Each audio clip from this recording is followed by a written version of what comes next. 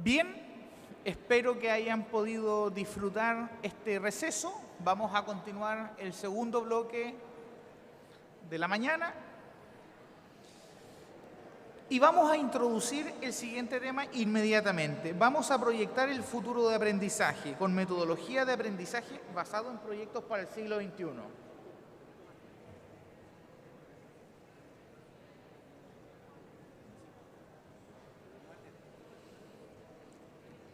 Me soplan desde la producción que asumamos, por favor, que venimos un poco diferidos con el programa. A mí no me gusta decir atrasado, pero unos 40 minutos, ¿no? Así que, como comité de organización, pedimos las disculpas respectivas. Vamos a proyectar el futuro de aprendizaje y vamos a tratar metodologías de aprendizaje basado en proyectos para el siglo XXI.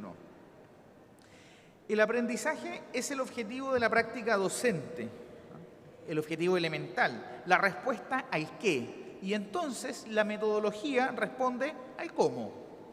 En este sentido, el aprendizaje basado en proyectos constituye una respuesta didáctica que cada vez gana más y más adeptos entre el profesorado por su carácter integrador, motivador y por sobre todas las cosas, por los valiosos rendimientos de los aprendizajes. Esto no se trata de algo novedoso, ni de un nuevo hallazgo. Cualquier docente ha desarrollado en alguna oportunidad algún proyecto en su práctica. Sin embargo, existen claves para el diseño y la implementación con anclaje curricular que facilitan la integración de esta metodología activa en cuanto al aprendizaje.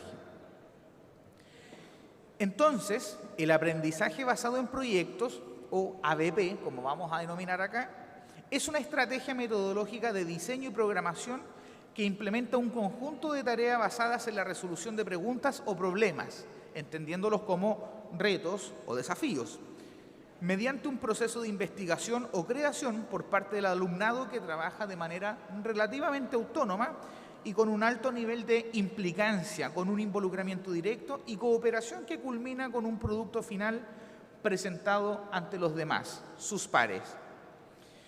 Una sociedad en continuo cambio, por otro lado, requiere educar también a partir de la incertidumbre, a través de la experiencia y construyendo conocimientos compartidos, generados desde la interacción y fomentando la autonomía del educando. Quizás esta no constituye la receta, pero permite dar algunas claves. El aprendizaje relevante y sostenible se desarrolla mediante el intercambio cultural con la co-creación compartida de una cultura en múltiples direcciones para implementar una educación más activa centrada en el saber hacer. Si la realidad es compleja, no podemos pretender entonces aprender sobre la base de simplificaciones, reducciones. Los proyectos permiten que los estudiantes se acerquen al currículo con sentido y con significado. Se ejerce la democracia porque se entiende y se valora la enseñanza como diálogo. Los proyectos permiten que los docentes promuevan el desarrollo competencial del alumnado y su propia capacitación profesional. El ABP abre la escuela al entorno e incorpora materiales y fuentes de información diversa. Se trabaja con varios tipos de conocimientos y saberes. En la práctica, el alumnado aprende, hace y comunica proceso y producto, y además atiende a la diversidad porque la integra desde una perspectiva cultural, pero también personal. El ABP permite la elección y la implicación de los estudiantes, facilita el empoderamiento de los mismos y los hace protagonistas de su propio proceso de aprendizaje. Pero quizás lo más importante es la socialización, algo que en una metodología más directa no se trabaja y que a todas luces resulta necesario potenciar desde la escuela. El desarrollo de un proyecto permite una socialización más rica porque comporta movimientos no solo en el aula, sino hacia adentro, es decir, participaciones de agentes expertos o de las propias familias, y hacia afuera de la misma, es decir, dirigido a la comunidad a la que está fuera del centro mediante la propia difusión. Por lo tanto, surgen con más o menos claridad algunos atributos característicos. Es centrado en el alumnado, promueve un aprendizaje activo, fomenta la inclusividad, pretende una socialización rica, un diseño abierto y flexible, la evaluación como proceso es formativa y continua y aspira también a la interdisciplinariedad. El ABP consiste en dar un giro a la enseñanza. El enfoque ya no está puesto en el conocimiento entregado por las y los docentes a sus estudiantes, sino más bien en ser guías para que el aprendizaje surja de los cuestionamientos que se formulan los estudiantes y las problemáticas que a ellos rodean, generando así habilidades y competencias útiles para enfrentarse a todo aquel contexto en el que se desenvuelven. De acuerdo a lo planteado por Susie Voss, se debe considerar que estamos insertos en un mundo que cambia constantemente y que nos presenta grandes retos.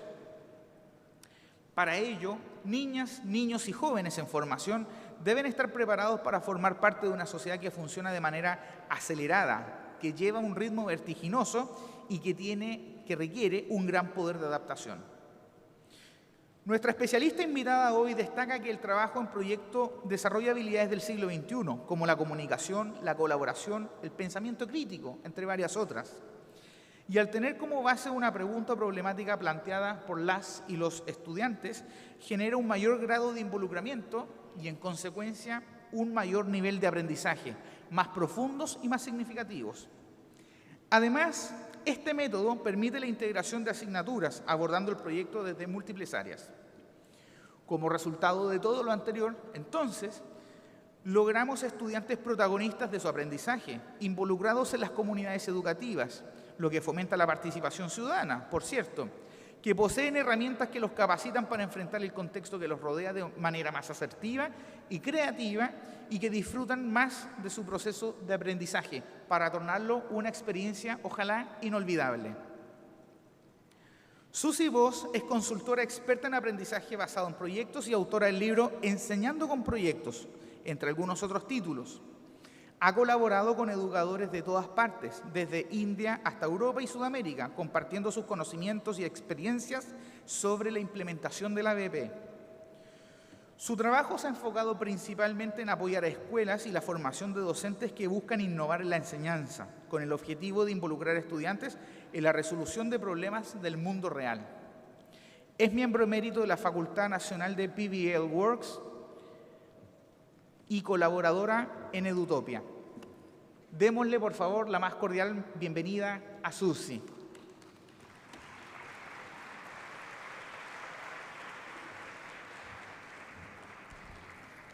Sí. Gracias. Hey. Buenos días todos.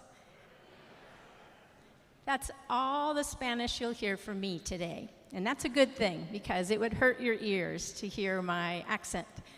Although I've been learning a lot while I've been here. But thanks for your patience and going through the translation process. I hope this is all going to work smoothly for us today. I really look forward to getting acquainted with all of you. I see some thumbs up, so it sounds like we're in good shape.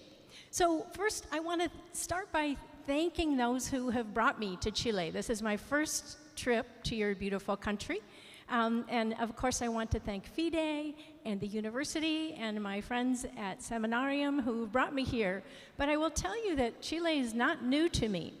I'll tell you a little bit about myself and my story and my journeys with project-based learning that I hope will inspire you to be on your own journeys.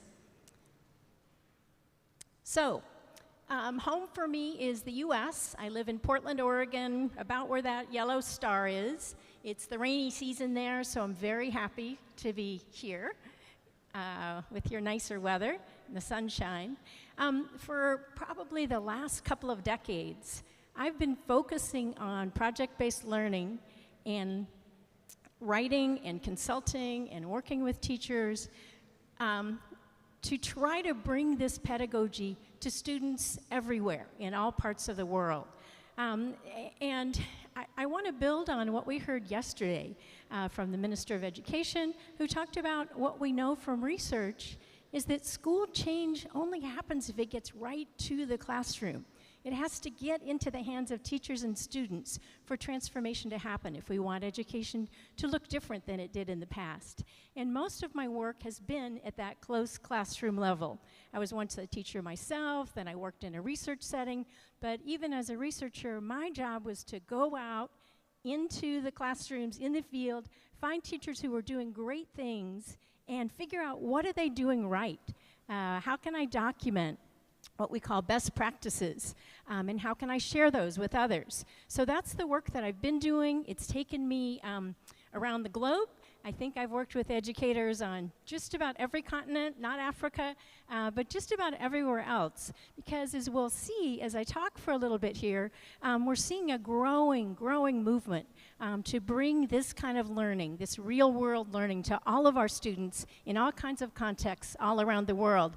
And I will tell you that Chile is particularly ready for project-based learning. And I know this firsthand because even though this is my first trip here, for the last few years I've been working virtually with groups of teachers, cohorts of teachers, and presenting at some events virtually because travel didn't let me get here for a little bit. We all know what happened a few years ago with our travel plans being interrupted by the pandemic. But virtually I've gotten to know lots of teachers who were really keen to bring project-based learning to their students. And I know one of them is with us here, one of my former students from the past cohort. And she's moving forward with projects in her school, which makes me really happy. So that's the goal, right, is to bring these things to our students. So even this week, I had opportunities before I joined you here to meet with a few different schools and actually a couple of big school networks, much like FIDE, who have schools across the country, to build their capacity to be project-based teachers. So I know the interest is already strong here, and I'm hoping today will be the springboard that continues to bring this methodology, this way of teaching and learning to more and more students in your country, because we all need this, and we'll talk about why that is. Let's see if I can get this to work. It would be great. Ooh, let's see. There we go. Okay. So what are we going to be talking about today? I was thinking about a few topics. The big one is why, the por qué for project-based learning. Why do your students need this kind of experience? Why isn't the kind of education they're already receiving just fine? Why do they need something new, something different? How does project-based learning get our young people ready to be citizens of the 21st century? We heard a lot yesterday about how people feel about being citizens in a democracy and how they feel about democracy in general. So we know it's critical to build these citizenship skills and to help our young people see that they have a role to play in the future of your country, in their country, and in their communities. How do we get started with this with our students? What are the challenges? And particularly, how can we work together in this opportunity we have as a network and to learn together, to work together, to support each other, to bring project-based learning to more and more of our schools and more of our communities and students. So that's what we're going to talk about the next little bit. I'm hoping that we'll have time at the end for questions. Project-based learning depends on good questions. Inquiry is right at the heart. Curiosity, so if you have questions for me, we'll talk about those at the end, and we'll use our translator to help me understand your questions. But first, a quick check-in with all of you. How many of you in your schools are already on this journey of introducing project-based learning to your students? Show of hands. Look how many of you are already doing this work. This makes me so happy. Wonderful. And the journey, continues. You don't just start and you're got it all figured out. You learn by doing, right? As teachers with your students. So the fact that you've already started is fantastic. And those who aren't yet on this journey, there are lots of people in the room you can learn from and learn with together. So that's fantastic to see that show of hands. So let's get into our big topics for today. So let's start with the why. Why project-based learning? Why now? Why is this such a big movement? Why is it something your students need to be experiencing? When I work directly with teachers, which is, excuse me, how I spend more of my time than with big groups like this, we often start with the why. For teachers, why are you willing to learn something new, to change how you go about designing learning experiences and working with your students? What's motivating you? And so to get teachers thinking about that, I'll often ask the question of them to imagine their students as graduates of their school or their program. By the time they leave you, what do you need for them to know and be able to do? What are those key competencies that you want them to take with them from your classroom, from your schools, from the learning experiences they have there, on into the future, things that are going to transfer and stay with them? And the answers in just about every country I visit, every community I visit, are very similar.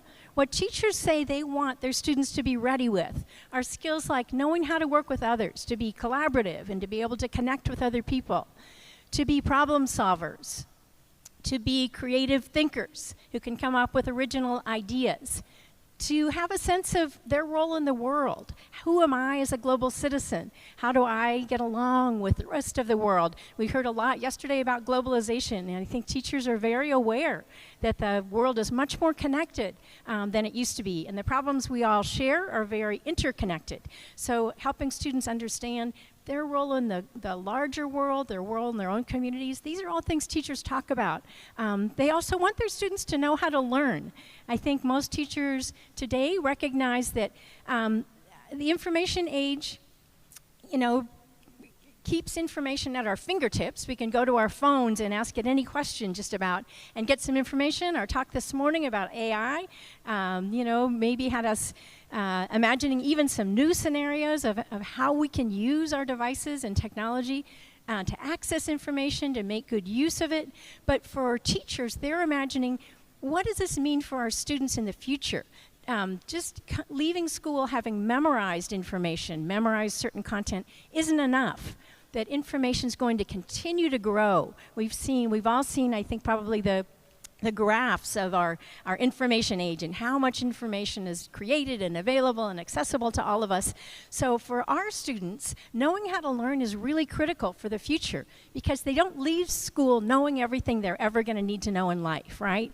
What they need to leave with is the ability to access new information, test out, are ideas reliable? Our speaker this morning talked about fake information online. Our students need to be critical thinkers if they can separate the true from the false. So these are the sorts of things that teachers consistently talk about. What I've never seen on charts like this that I have teachers make, I've never seen them say, I want my students to be really good at taking tests. I want them to get really good grades. That's not the goal that they're looking for. They're really looking for those larger competencies that are going to take students into whatever futures they imagine that they want to help create. So for a lot of teachers, this is the why. They're looking for some strategies that help students develop these skills. And as we get talking, project-based learning is one of the best ways I'm familiar with.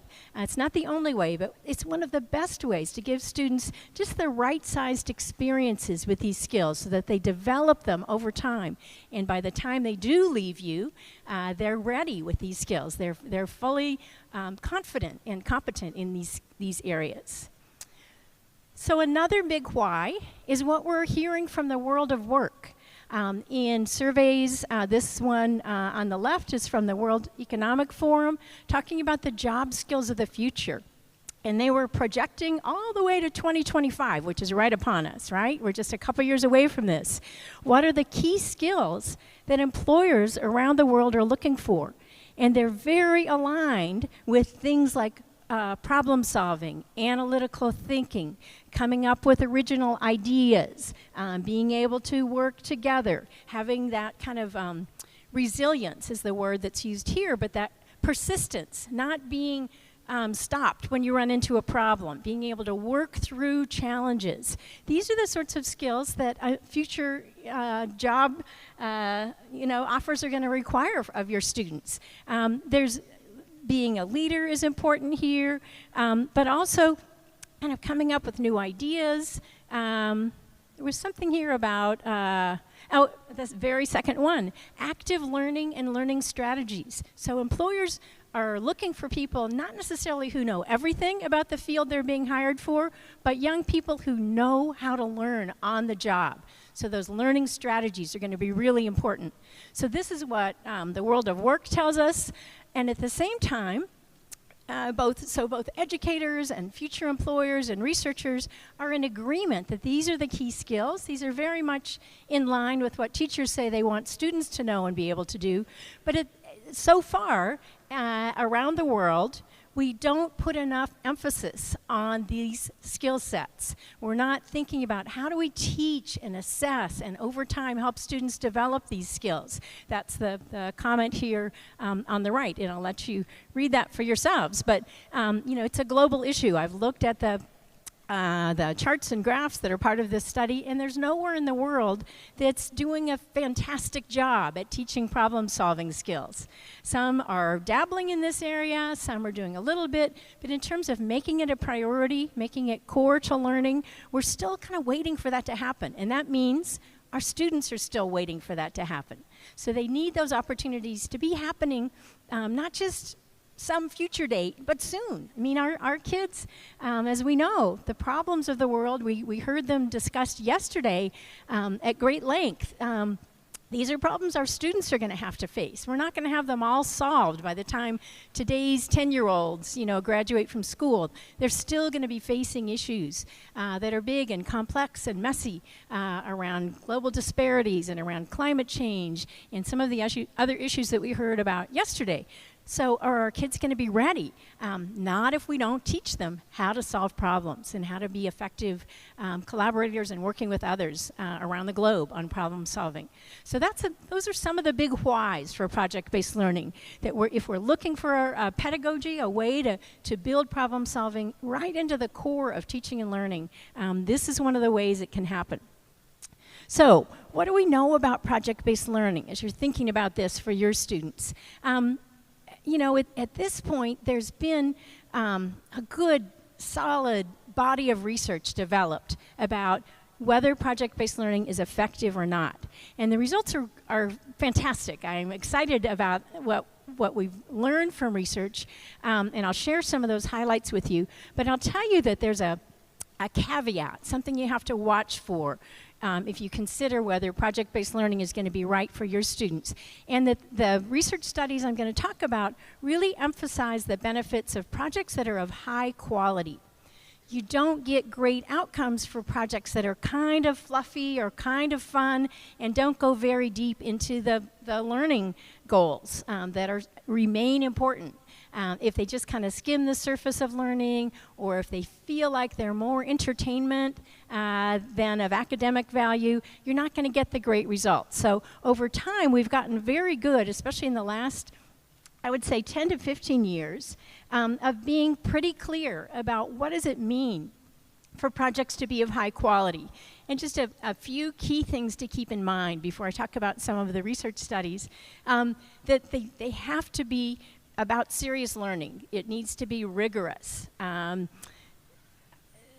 Even this graphic on the right is a summary of some research studies, and it says rigorous project-based learning is an effective lever for student success. So that idea of rigorous means they have to be about knowledge worth knowing, right? So there has to be solid academic learning goals in a project. They can't just be, as I said, skimming the surface or kids kind of figuring out what they want to do. There's a great design that teachers are very involved in coming up with projects, that they need to have a structure and assessment along the way. We don't forget about those sorts of aspects of teaching and learning.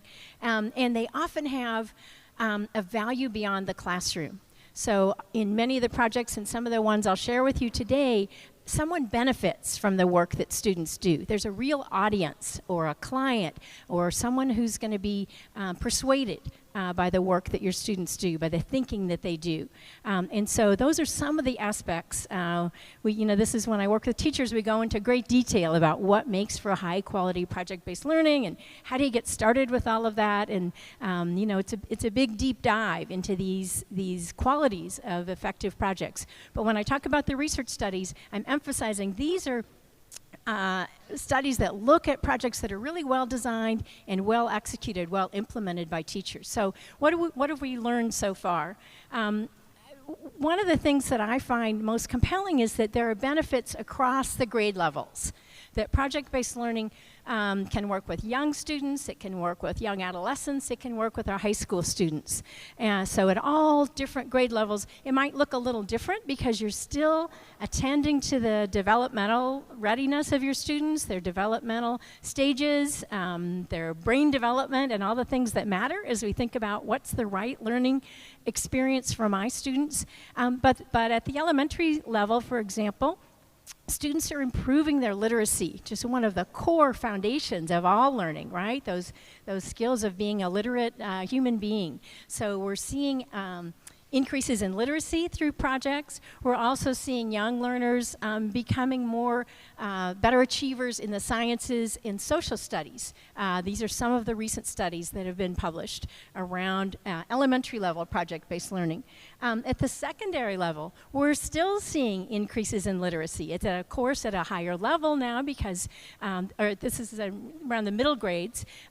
Students are a little older, they can do more abstract thinking, they can do different kinds of listening, reading, writing, speaking, etc., all the things that are involved in literacy. But we're seeing literacy gains there, gains in language fluency for learners of new languages, along with, again, science outcomes, science achievement, and recognition that students get better at collaboration through project-based learning. It's one of the components.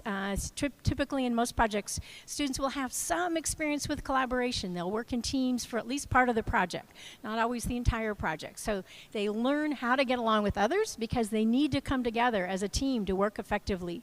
And for our older students, our secondary students, we're seeing applications of problem solving in a number of different disciplines. So everything from economics, social sciences, we've seen some math studies as well that are very promising.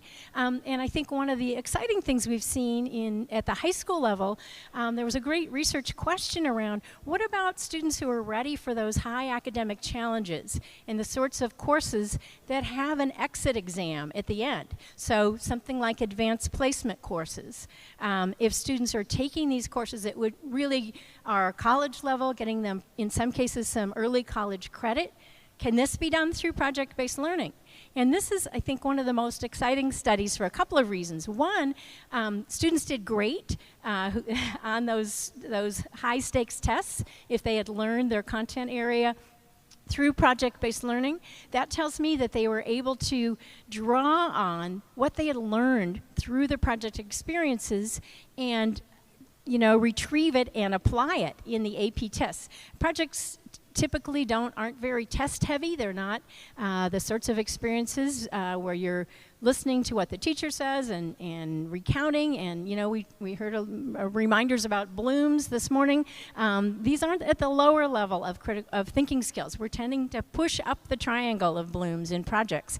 But when students encounter a test, like an AP test or advanced placement test, they did fine, as well or better than students who had learned in a more traditional kind of test and memorization and test prep approach. But what I found most exciting about this study, which was multi-year, a really well-done study out of the US, was that the students who were signing up for these project-based, high-stakes AP courses were students who wouldn't have taken the same courses if they were taught in a more test-driven way, a more textbook and test and memorization way. So students who didn't see themselves as kind of having that potential, as being the high achievers, they were saying, this looks like something I would enjoy. I'd like to take this class. And so we're getting a more equitable group of students taking classes that bring them big benefits, sometimes early college credits or, seeing themselves as more capable than they did before. So I think that's a real benefit that we want to keep in mind as we think about what is it that project-based learning can do for us and for our students. What do you see when you're watching students engage in projects of high quality? The two photos on your left are from schools in Chile that are doing project-based learning. You should see students really engaged, like the young man on the far left here. He's at a school that has what's called a fab lab, where there are all kinds of equipment and technologies, 3D printing and devices to create products and prototypes, but this school uses them in service of their community. So community members will work with a school, and there might be a community member, for example, who needs a prosthetic device because of an injury or an illness. And the students will take this on as a project and individually create using their 3D printing technologies. So these are very powerful outcomes, you know, for those on the receiving end of what students are doing. But for the students, they take this work very seriously. Someone's depending on them. There's a real client there waiting to work with them. The ones in the middle, you see the sort of collaboration that happens naturally and throughout project-based learning. These young ladies are in, I believe, the northern part of your country, where there's lots of work on solar energy. And they're working on a project to help their community members understand why solar energy is coming to this region, why it's of such benefit for Chile and for the wider world as we think about climate change and needing new sources of energy. So they're going to be those kind of interpreters of information, or teachers to the community, to help adults understand how solar works, why it's a benefit, why this is a good thing for their community. And you're seeing them working together. You see this a lot when you visit project-based classrooms. Students are naturally drawn to teams, working together, learning the skills of collaboration. The young people on the far right are from Bogota, from some small network schools I've worked with there that are embracing project-based learning across the grade levels. These young people are very connected with their community through the projects that they're doing. And they're also connected with other students in their school. These are high school students in a computer science class. They're working at a kind of on a different problem related to the same project that some 7th graders are working on. And the problem is there's a community right outside their school, very close to their school, with poor access to fresh, healthy, affordable food. This is an under-resourced community, and fresh food's not available, it's too expensive. And this school has some land available, and they have the opportunity to develop it in partnership with the community. So the 7th graders have worked closely with community members, talking with them, helping understand what would be their ideal foods to grow there, what would they want for themselves, or perhaps to think about for small enterprises to resell to others in the community. What should be planted there? It's a great science question for the 7th graders to figure out which plants belong here, which ones belong together, how well would they grow, how long would they take to harvest. So the 7th graders, in collaboration with the community, came up with a planting plan for this lot of land. Meanwhile, these smart computer science students in high school came up with the irrigation plan, and they're using technology to figure out how can we both harvest rainwater, so we have a supply of water to keep this thriving as a new community garden space, and then how can we program an irrigation system so that every plant gets exactly the amount of water it needs just when it needs it. This is a program I would like in my home garden, because I'm always ignoring things when I go on trips. And, you know, plants need water when they need water, not when you are available to provide them water. But these students are using their understanding of computer science to program that. But what's common in this program or this project and others is that sort of service to the community. They're doing this on behalf of someone else. And they're really understanding their clients and understanding their needs as they develop this. So those are some of the things that you're seeing in projects of high quality. Some of the researchers who are doing some of the recent studies talked about project-based learning being an equity lever, and that it should change our assumptions. If we have faulty assumptions that some students just aren't ready for higher level work, that they're just too basic, they're too far behind, they couldn't succeed with this, these studies kind of are a counterpoint to that, and they say, no, really, this is a way to provide more equitable opportunities for learning for all students, and there's not some barrier. Students don't have to be of a certain, economic background or family education background to succeed with project-based learning. So again, this is very motivating. So let's talk about our second question, and that's about how does this kind of learning experience get our students ready to be citizens of the 21st century? You know, here we are, well into the 21st century. We're almost a quarter through it. But we're still looking for building those citizenship skills. And again, based on what we heard yesterday, these seem like essential skills for all of us who are caring about the future of our countries, and if we're living in democracies. I won't even go into the issues we're facing in the US right now around polarization and, you know, infighting in politics. We won't go down that road because that's too depressing.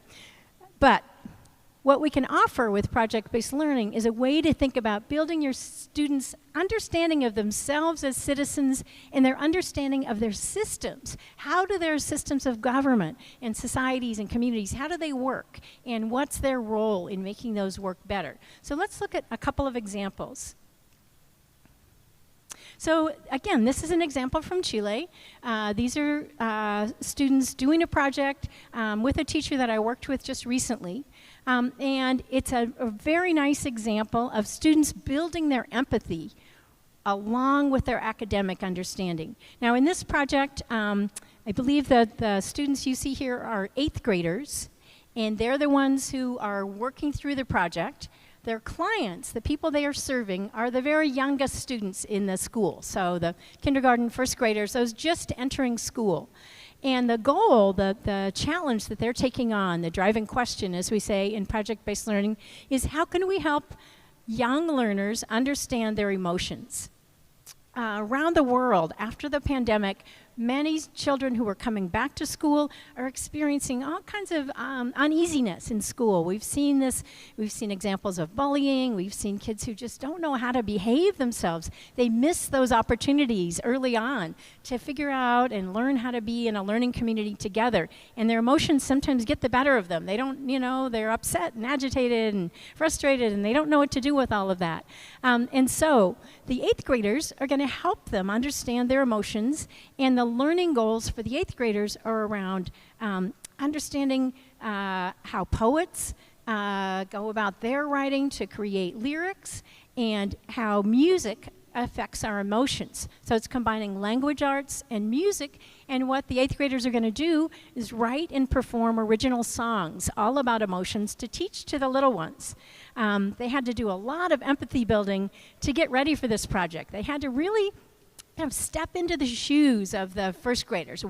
You know, when you're a big 8th grader, you forget what it's like to be a little one. So they had to go and visit and spend time and play games with the 1st graders to get to know them, and then compare what they were seeing with what they were reading about child psychology and child development.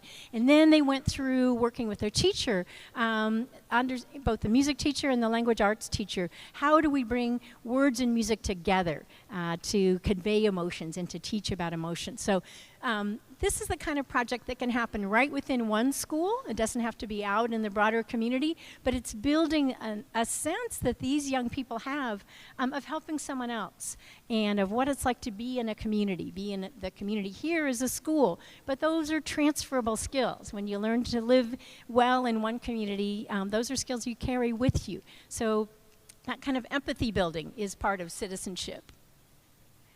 These are young people from the US. I had a chance to talk with them about their project. And what I took away from their project was that these kids have a sense of agency. They are not going to sit by and let problems go unsolved. The problem that they faced in their community was that their favorite place to go for walks, or to take their dogs for a walk, or to go enjoy themselves, was a little lake in their community. And it became polluted.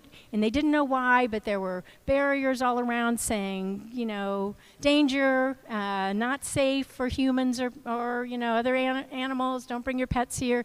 And the kids were very upset about this. And they talked to their teacher about it. And, you know, what they wanted to do is, what can we do about this? Not just, what is this, or we want to complain, but is there something we can do? Because we want that to be a safe place for us to go. And their teacher, you see here on the left here, right away saw the possibility for a really powerful project. So all of the students, I think these were, I forget, 4th or 5th graders maybe, the entire class, 200 students worked together on this project. 4 teachers collaborated, they planned a project together, they became citizen scientists where they worked right alongside the water experts from the city to figure out what's polluting the lake, what's going on here. They took water samples, they learned how to do that, they learned how to test them in the lab, they identified the pollutants, then they had to figure out, what do we do about this? It wasn't just an assignment to go in the lab and answer the teacher's question. They were doing the lab work so they could figure out what's the solution and then how do we go about solving this problem. And I think from them, I spoke with them after the project, and they now carry this sense of themselves as people who can solve problems. They don't sit back and wait for someone else to fix something that's wrong. So it has them being more keen observers of the world around them, paying attention to what are those problems that we might fix, and then what can we do about it? And along the way, we might need to learn some things. Chances are we need to learn a lot. In this case, they had to learn a lot about the science of pollution. I learned all kinds of vocabulary from them that was new to me. So that sense of, what can I do about a problem when I see it? And then these students are among the many I've met around the world who are just concerned, worried, desperate to do something about climate change. When I meet with students in different contexts, this is one of those big world problems that kids care about deeply, and many of them feel kind of hopeless about it. Such a big problem, like how can we ever solve it? Some of them feel a little angry that adults have left the planet in not such great shape, the planet that they're inheriting. Like, why didn't you guys fix this? Why did you just mess it up for us? So this is a problem today's students know they're going to be inheriting. But when students have opportunities to think about themselves as kind of change agents, what can we actually do that's going to contribute to solutions? There's a whole movement of students and schools, teachers around the world who are working on their own local vision of addressing the UN Sustainable Development Goals. And there's a wonderful annual project that teachers and students participate in where they talk about what are we doing in our own community related to the UN Sustainable Development Goals. And climate is one of them, water of course is another, poverty, education, these are big, wicked, worldwide, global problems, but in different communities, students are finding their way to tackle part of the problem, to feel like we have a way into this issue and there's a difference we can make locally that will contribute to the global issue. So you often hear them using the word glocal, combining global and local together, but seeing that small steps can matter. If enough small steps happen, they can add up to real change. And so students are seeing themselves in this role of change agents. Now, what I take away, kind of what sums up for me the value of these kinds of citizenship building projects was captured really well by a school leader that I spoke with. He was the principal of a middle school, so up to what we would consider 8th grade. So by the time his students are graduating, they're 13 years old. And he was just, really clear that students don't become citizens someday in the future. They're citizens right now, and they really deserve to know what that means and that they're ready to take action and contribute to their society as citizens. So I think that's really important to keep in mind, and it's kind of part of what drives the energy around project-based learning. So, how do we get ready for this? What are the challenges of bringing project-based learning to all students? Not just in some little pockets here and there of teachers who are brave and ready to try something new, but everywhere. And here's where we get into what I think of as the challenge of change. Project-based learning for a lot of teachers means learning to teach in a way that you never experienced as a student. And that's really hard. Because now you're expected, and perhaps you didn't study this in your teacher education programs, so now you're expected to teach in a way where you didn't have personal experience.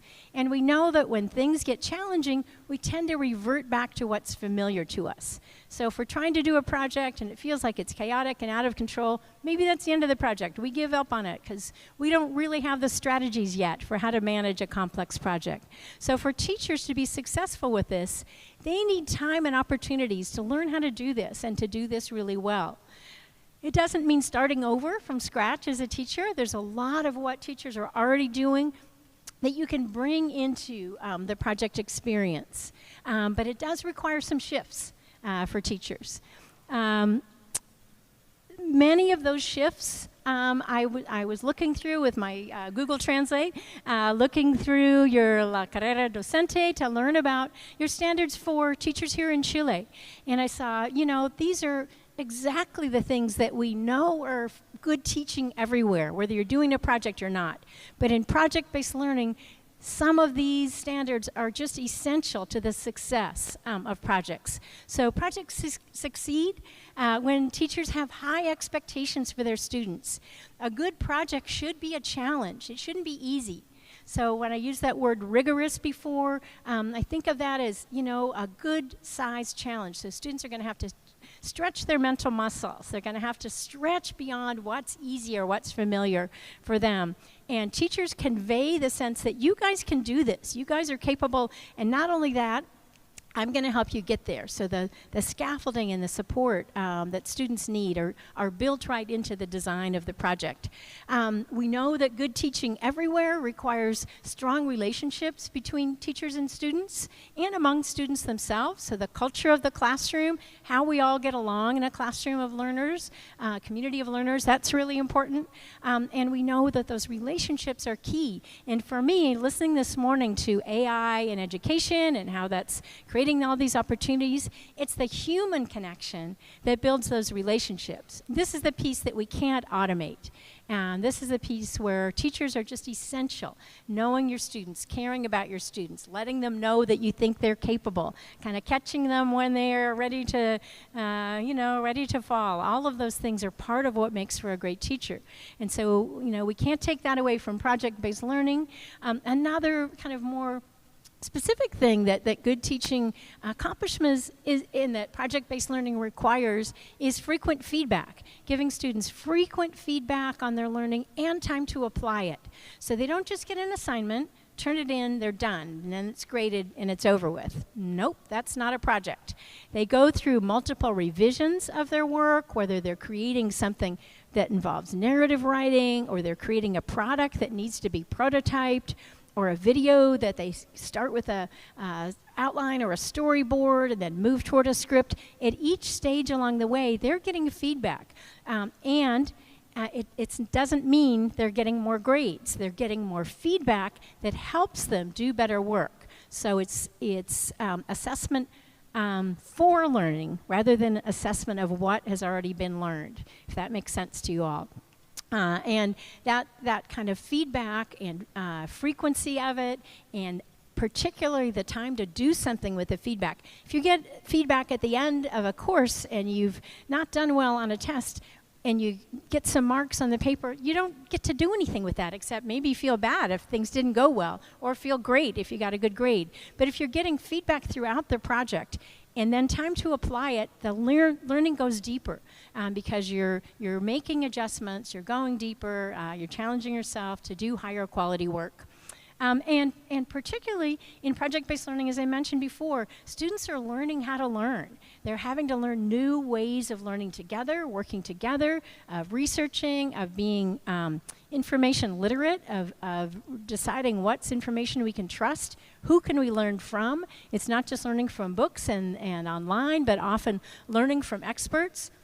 We're talking with students who have figured out who do they want to talk to in the course of doing a project to answer a question that's really specific to whatever it is they're working on. How do you find an expert to help you? How do you ask the right questions of an expert? These are all learning strategies that happen naturally in project-based learning and again, carry over as life skills. So if you're a teacher and you're thinking about this, or if you're working with teachers, remind them that you're not throwing out everything you know about good teaching, about knowing your students and working well with your students.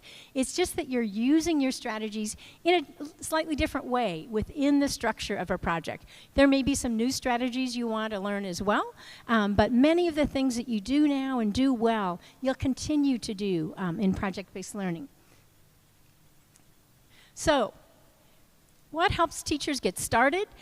This was one of the books of mine that Fundación Chile translated into Spanish. I think they translated 2 books, which is great. This one, I spent a lot of time kind of doing a deep dive with teachers who've been doing project-based learning. Some new to it, some have done it for a long time, but I wanted to know from the teacher's perspective. I had done a lot of previous writing and books about the student experience, but I wanted to know the answer to that question many teachers asked, which was, okay, if project-based learning is more student-centered, what happens to me? What's my role as a teacher? So we did a deep dive talking with lots of teachers to kind of find out, you know, how did they get started with this and what helps them along the way.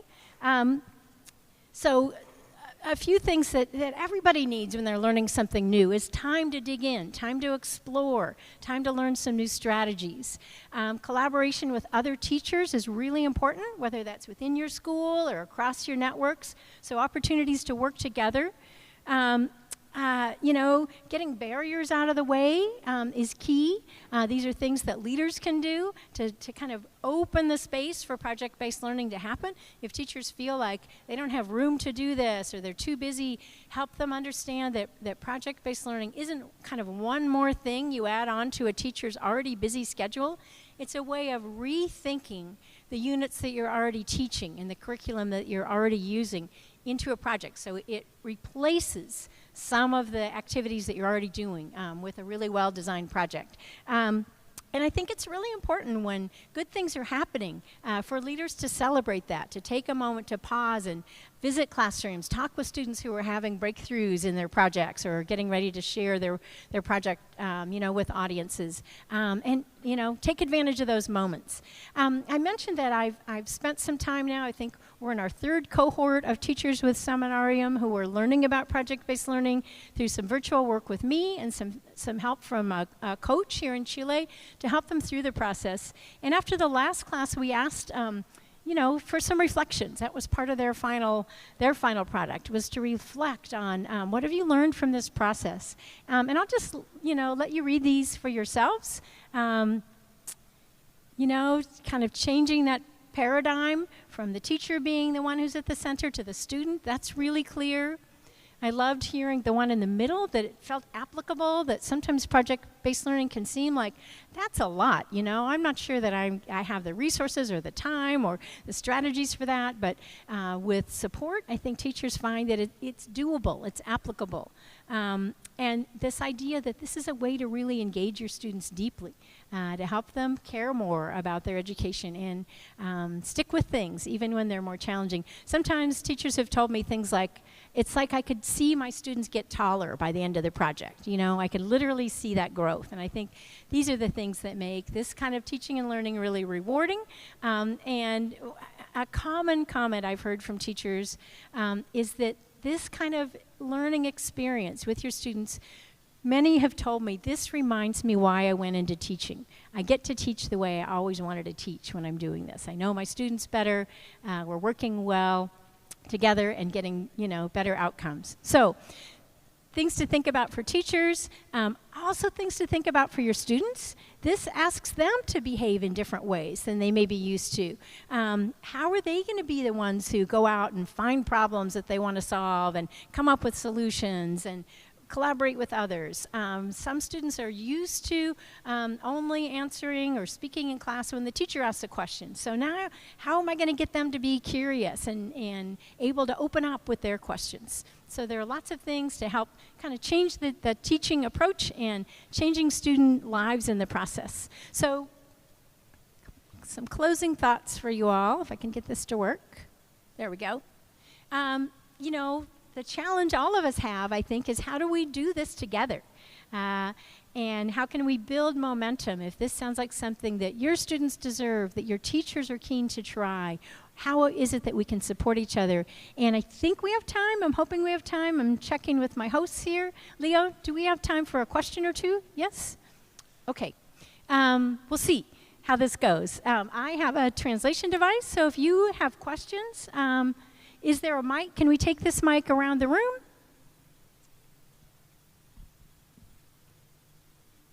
If anybody has questions.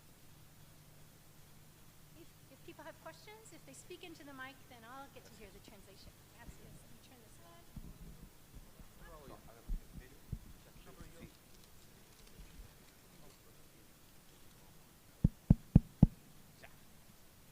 Hay espacio para un par de preguntas, ojalá acotadas, puntuales.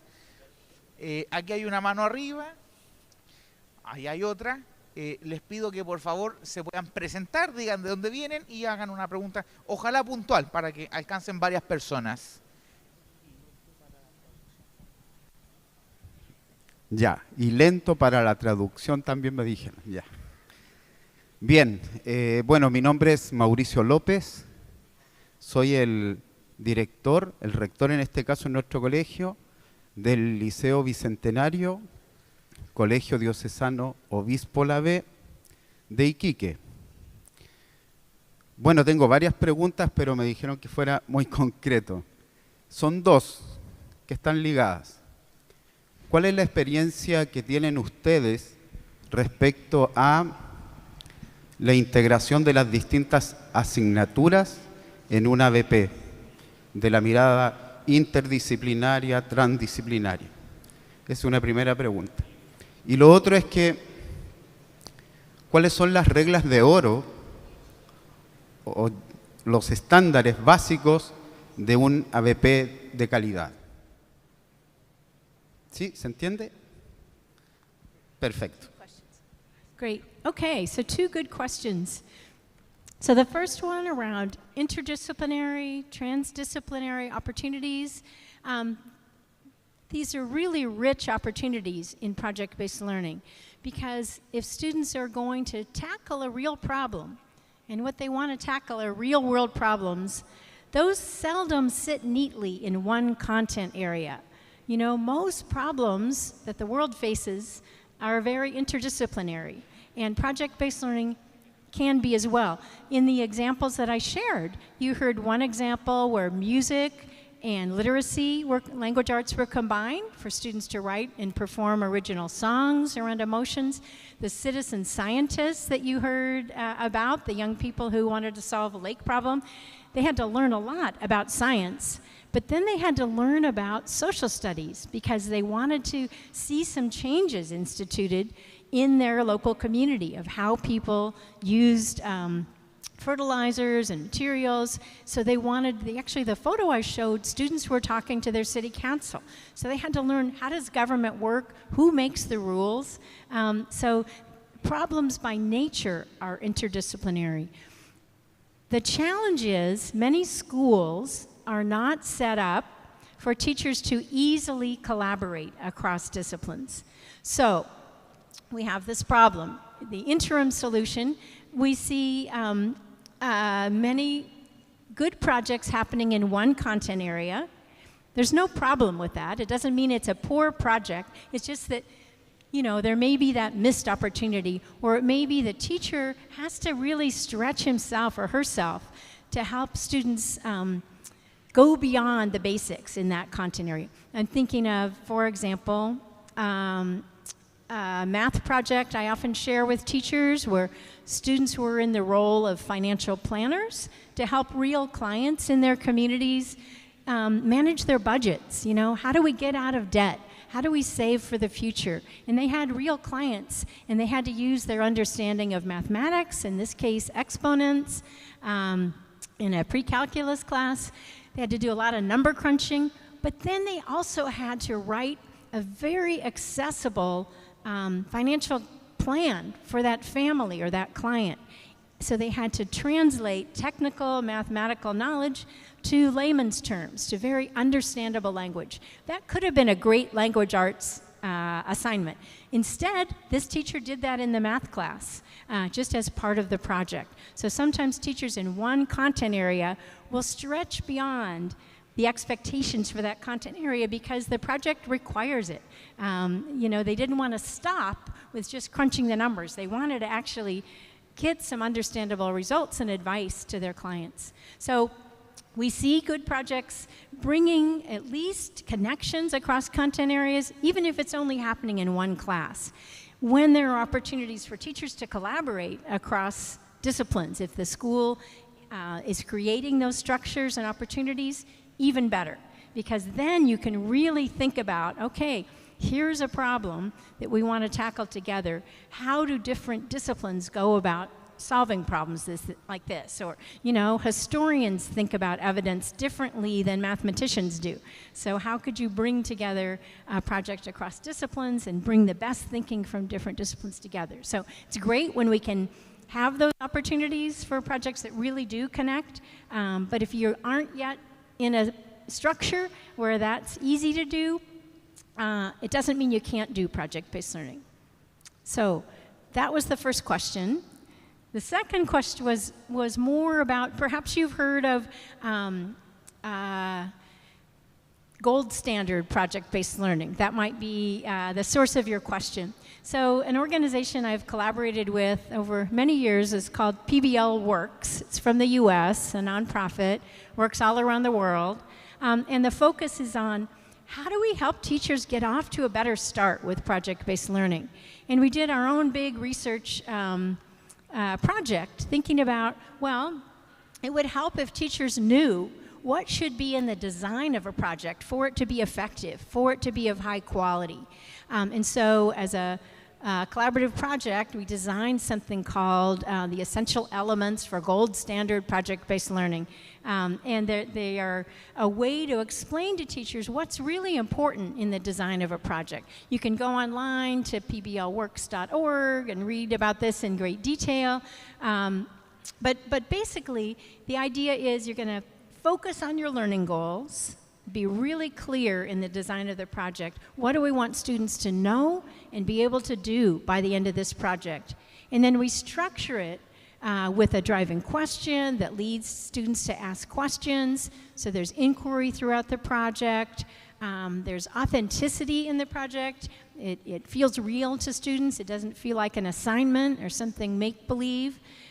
Students make decisions, so they have what we call voice and choice throughout the project. They reflect on their learning. They think about what they've learned. They get feedback, so they critique and revise their work. And then finally, by the end, they share their work with an authentic audience, an audience beyond the classroom. And those are the essential elements of this gold standard that you can learn lots more about in my books or in online resources. And I'd be happy to follow up more afterwards if you want to find your way to some of those resources. But the idea is, it's not like some, there's no, I often tell teachers, there are no PBL police. There's no one who's going to come in and say, you're not up to the gold standard. No, this is aspirational. This is something to aim for in the design of projects, to help you think about, okay, these are the things that have helped other teachers and other students be successful. I want to keep these things in mind when I'm designing projects too. So that's the purpose of that. Any more? Others? Thank you, Susie. ¿Alguna otra pregunta? Aquí hay. Buenas tardes, mi nombre es Gabriel, del Colegio Alberto Hurtado de Villarrica, región de la Araucanía. Una consulta bien puntual. Hemos tenido nosotros la experiencia de acercamiento en relación a la ABP, una experiencia de capacitación. Sin embargo, nos ha costado de alguna manera motivar a nuestros colegas, a los profesores, en la implementación de esta metodología. La pregunta es, ¿qué consejos nos da usted o qué camino podemos tomar para motivar a los profesores para que implementen el cambio? Para implementar ABP. Wonderful. Great question. So sometimes schools will start with what I call early adopters, and others would call early adopters. You have a handful of teachers who see this as the way to go. They like they've been through the training, they feel confident, they're off and running. And then you have other teachers who just don't want to make this change. They're reluctant, they're not convinced maybe that it's going to be beneficial. Maybe they don't think their students are up to the challenge. And so you've got this disparity where you've got project-based learning happening in some classes, but not every class. So how do you get over those barriers? Things that I've seen work well is to really support those early adopters. Elevate the work that they're doing. Have them do exhibits. Have them invite perhaps more reluctant teachers in to critique projects, to give them advice on projects, to interview their students.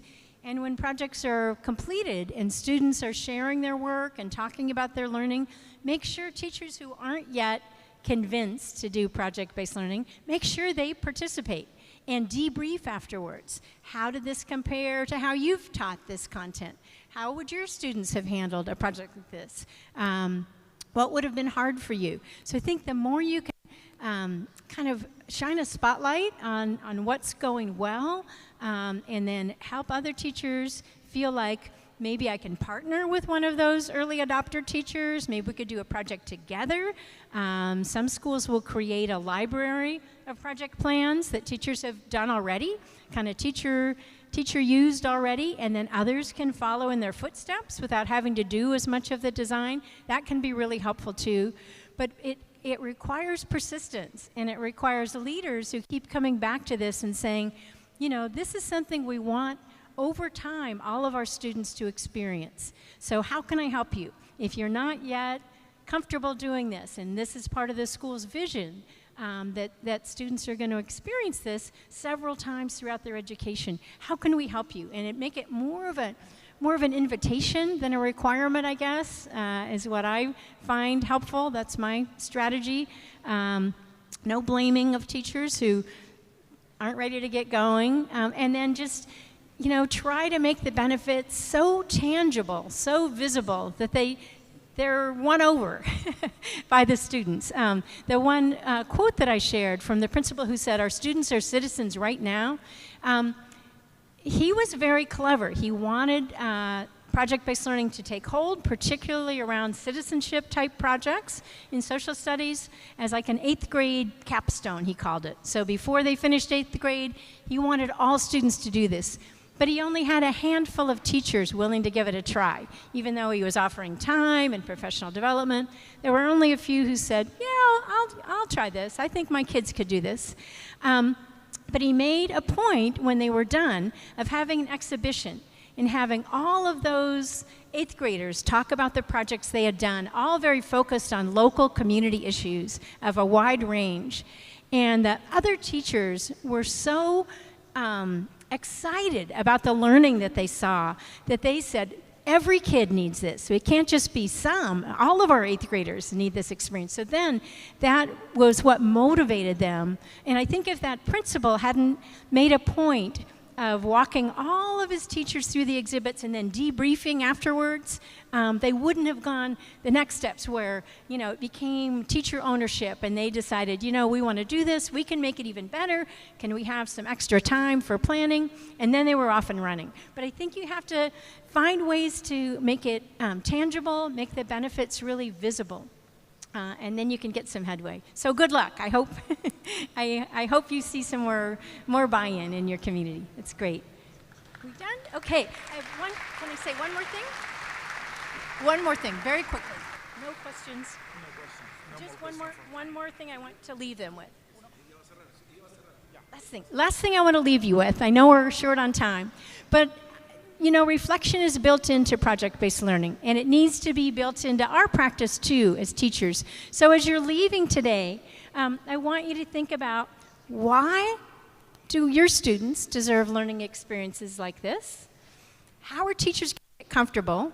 All teachers can get comfortable with PBL, ABP.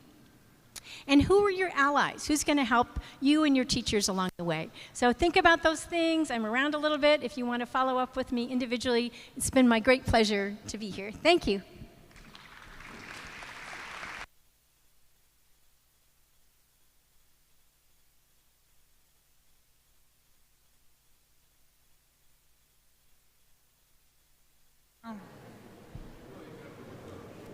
Sí, sí. De esta forma culminamos la exposición magistral de Susi. Muy agradecidos, por supuesto. Queremos invitar al presidente de FIDE, Pedro Díaz, a que le haga entrega de un reconocimiento en señal de gratitud.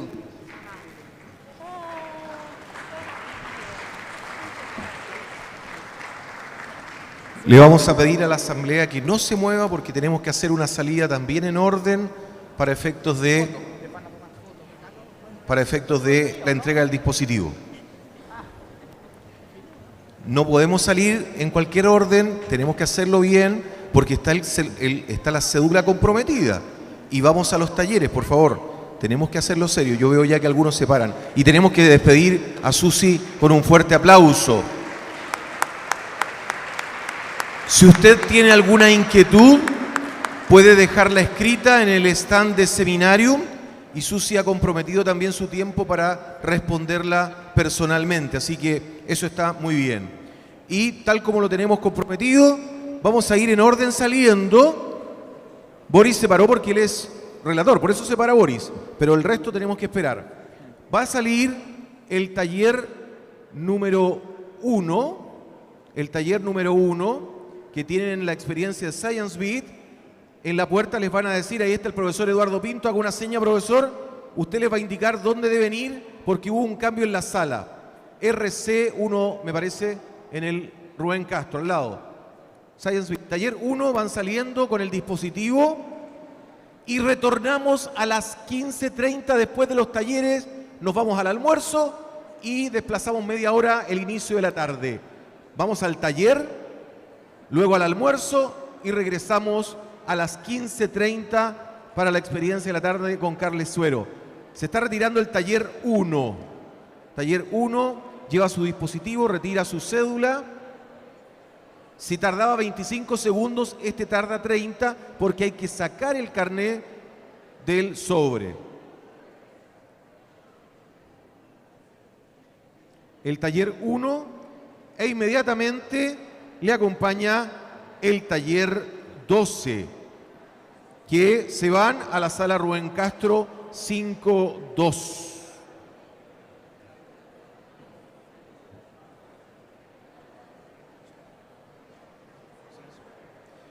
Sala, yo lo he explicado, Rubén Castro y Gimper son edificios que están saliendo de la Casa Central, inmediatamente pegado aquí el edificio que está a un costado, por Brasil. Eso es el edificio, son edificios que acompañan este edificio histórico que tiene una construcción limitada, ustedes lo saben, gran acogida, pero es un espacio limitado. La Casa Central está compartida con edificios a un costado, por Brasil, Rubén Castro y Gimper. Sale el taller número 12, Mundo Interior y Espiritualidad, con Jorge Gutiérrez de Del Vives, y entregan su equipamiento. Y se suma inmediatamente la sala, el taller 5. Bueno, ella les va a llevar al taller 5. Vaya al taller 5 al tiro. Miren qué ejecutivo. ¿Ven? Taller 5. Si en comunidad se puede pensar mucho más rápido. Gracias. Taller 5. Tienen que dejar el dispositivo, retirar su carnet e ir al taller. Después no me digan, uy, se me olvidó.